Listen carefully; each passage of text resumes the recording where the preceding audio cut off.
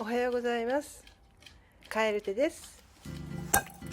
いや寒いです。なんか奈良でも凍っております。もっともっと寒いところはたくさんあるので、何をそんな程度でと思われるかもしれませんが、寒いです。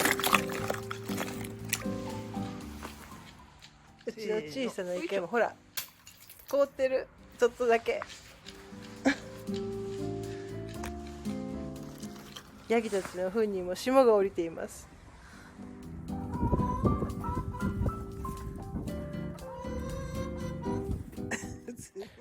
鳥たちも元気です。走るのがね、ボリス・ブラウン速いですよね。めっちゃ速いな。チモシーをね、たっぷり朝ごはんにやります。前もって2箇所に分けて入れます。で、もうピオが待ち構えてますね。出してくれって。はい、ではオープンザゲート。走らんでもいい。はい、おはよう。さあ、フェンスの中に入ってきました。こ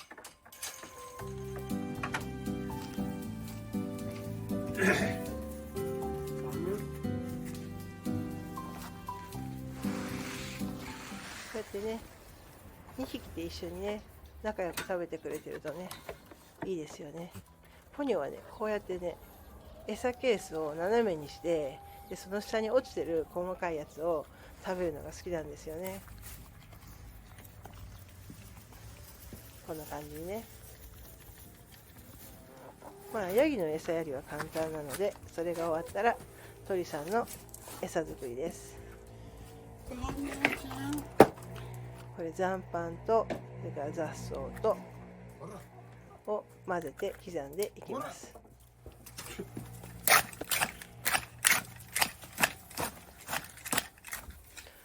朝小屋から出してこうやってね、フェンスの中に入れるんですけれども、最初のね 1,2 時間はもう夢中でチモシを食べたり雑草を食べたりしますので、全然遊んでもらえないんです。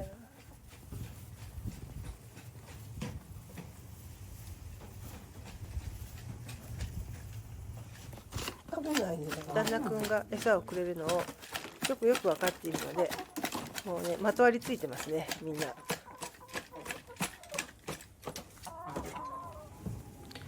今はね、こうやって2頭で仲良さそうに食べていますが、基本的にはこの左側のね、ピオがリーダーなので、ポニョちゃんはちっちゃくなって空いてるところに行って餌を食べています。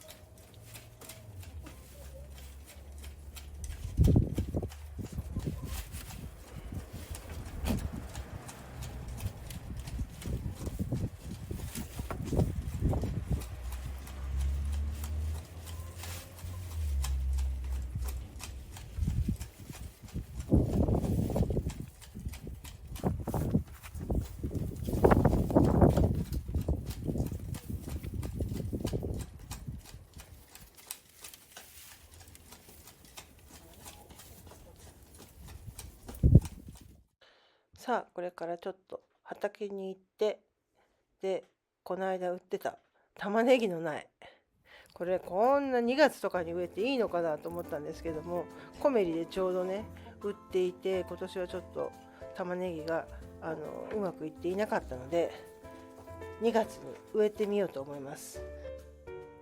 畑に行く時にこうやってヤギも連れて行ってね、やつらもね、雑草がもうたらふく食べれるので嬉しそうですね。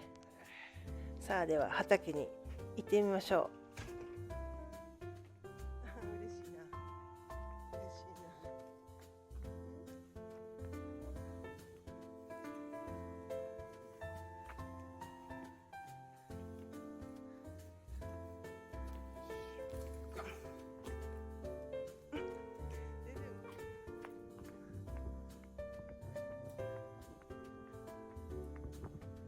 1頭ずつ連れていくとね、力加減は楽でいいんですけれども、もうね待ってる方のヤギがねめいめい鳴いてねうるさいんですよね。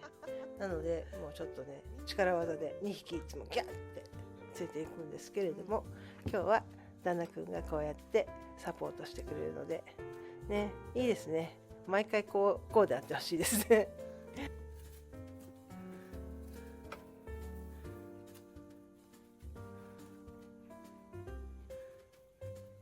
ポニョも食べたいな。奈良県は空襲がなかったので、こういった昔からの細い道がいっぱい残っています。で、ここでちゃんとね、車も通るんですよ。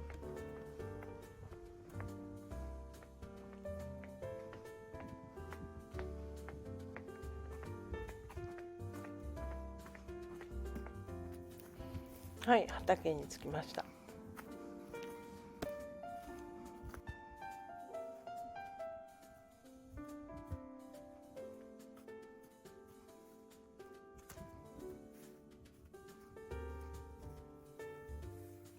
段間パイプをね、こうやってね打ち付けてあるところにつないでおきます。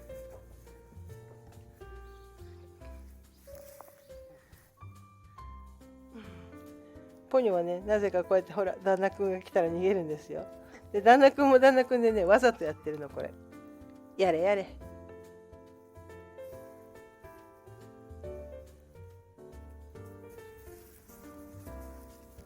これそれこそ30分ぐらい夢中で食べてるので、ね、もうほとんど何もしないで放置しておきます。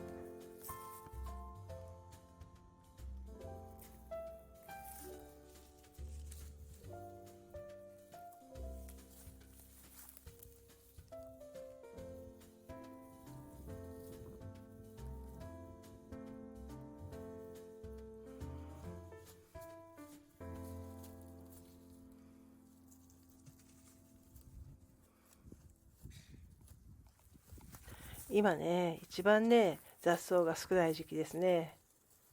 それでも畑に来るとね、何かと生えてるんでありがたいです。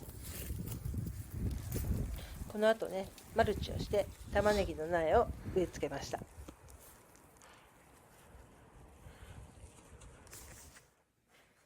大きなクール便が届きました。中身は何でしょう。最近このお魚のね宅急便のようなやつを愛用しております。商業ベースに載せられなかったお魚を北海道の漁師さんがね送ってくださるという、そういう商品なんですけれども、それを自分でさばいて、でもちろんそのいっぺんには食べられないですから、ほとんどその場で冷凍して、で、鍋に入れたり煮付けにしたりね、あと塩焼きもいいですよねっていう形で食べさせていただいています。ほらこんなにいろいろその代わり丸まま入ってるんでね、今回はねつぶ貝とかも入っていたので、もうそのさばき方が全然わかんないんで、 YouTube でね今の時代は何でも見れていいですよね。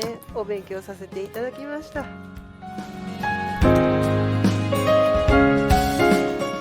うちにある包丁があんまり切れないもんで、だいぶ力技ですけれどもこれねやっぱり慣れないもんで緊張してるから、最初に鱗を取らないといけないのに慌てて切ってるんですよね。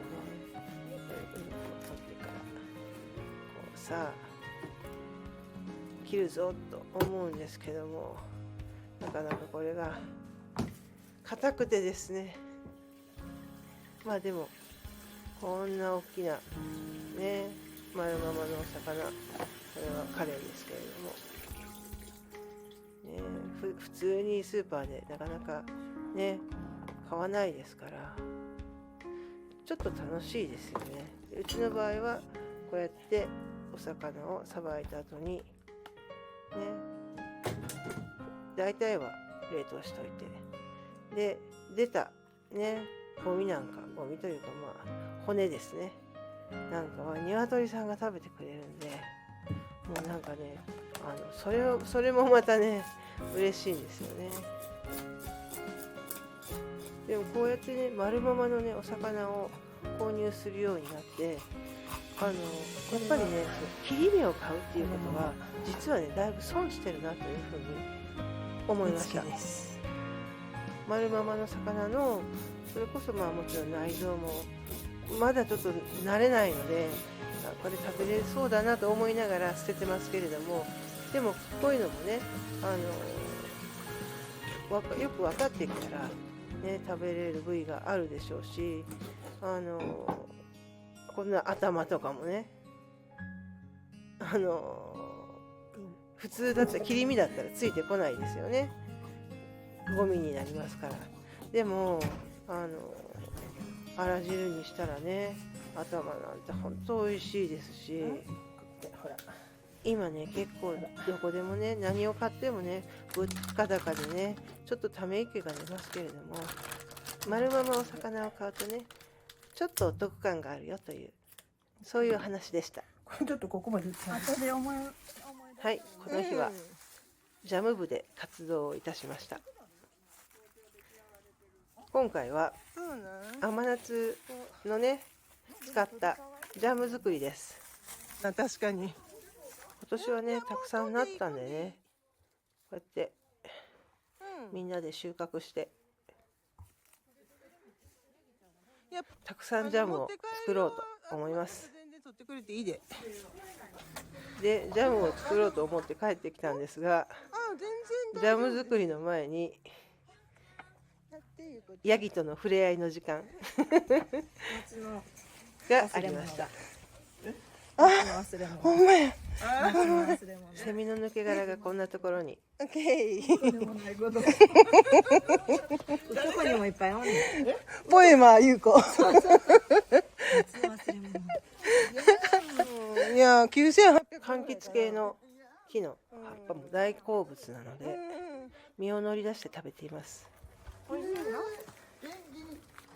嬉しいよ。さくらんぼならへんねんな。さくらんぼ。チモシーはね餌箱の中にたくさん入ってるんですけれども、それよりもこのフレッシュなね葉っぱの方が喜んで食べてますね。雑草も好きやし、木の葉っぱも好きですね。ねえ、食べるんだね。怪我しないのかと思っちゃうけど。全然。葉っぱしか食べない？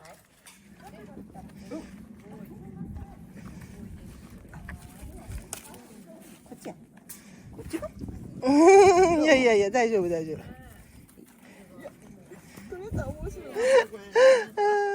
あれれだんだんなんかヤギとの触れ合い会になってきてジャムはどこに行ったみたいな形になりましたので、仕切り直してないですないです。もう葉っぱはね何本食べてもいい。ジャムを作りに行きたいと思います。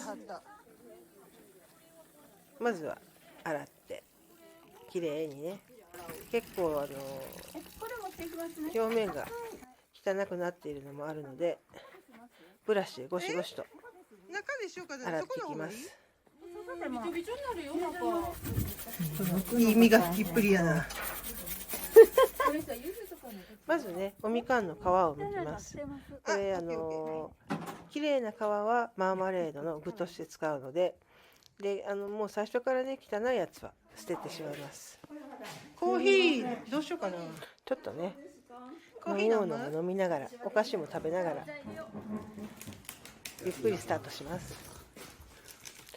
このジャム部なんですけれども、年齢の高い方の方が熱心で集中力があって、でもうよりパワフルにジャム作りをするという、そういう傾向がございます。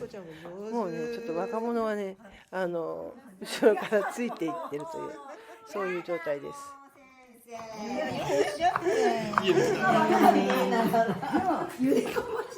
甘夏のジャムは結構ね手がかかるんですよね。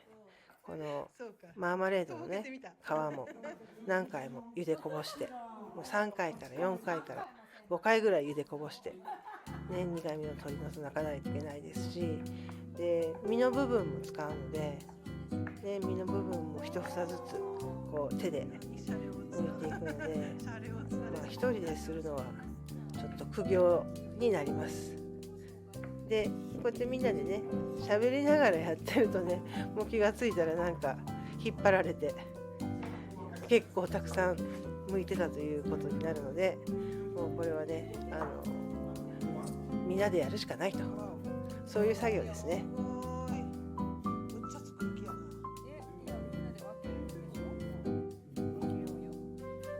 な。もうねだいぶ長い間作ってたので一旦手を休めております。さあ再開して、もうここまで来たらねかなりむけてきていますね。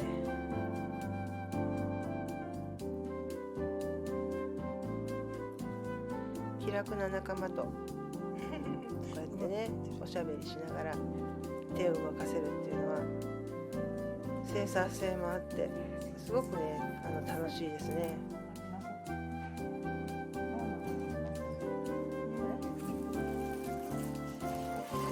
さあではもう皆さんだいたいお片付けが終わって、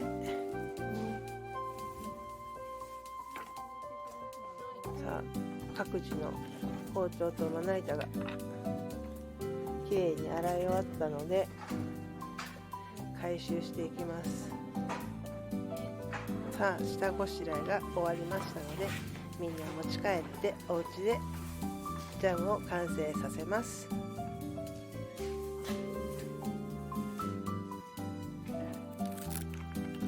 お鍋にねいっぱい作ってしまったので、これはお裾分けをご近所に配りたいと思います。